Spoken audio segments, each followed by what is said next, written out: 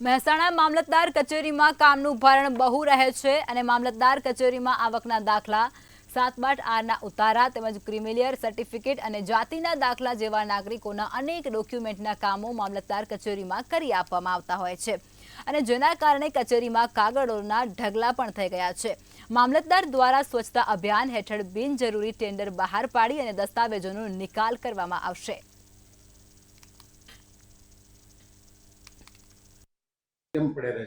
Yes, એ સ્વચ્છતાના ભાગરૂપે આપણે રેકર્ડ વર્ગીકરણના ભાગરૂપે આપણે એને સાઈડમાં અલગથી તારવેલા છે, જેનો નાશ કરવા પાત્ર થાય છે।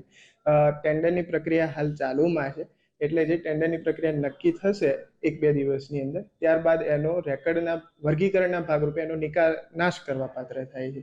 એટલે એ રેકર્ડનો નાશ કરવા માટે એ અલગથી તારવેલા રેકર્ડ હોય એટલે એને સાઈડમાં મૂકેલા છે।